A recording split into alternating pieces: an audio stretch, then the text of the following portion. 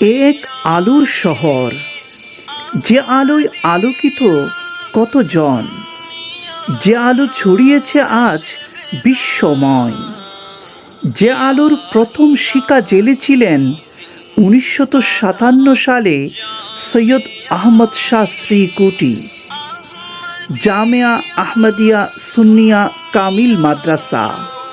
এটা হলো সেই শ্রীকুটের বাগান যার খুশবুতে বিশ্বজাহান মতোয়ারা। এটা হলো সেই মঞ্চ, যেই মঞ্চ আলোকিত হয় 12 রবিউল আউয়াল হুজুর কেবলার আগমনে।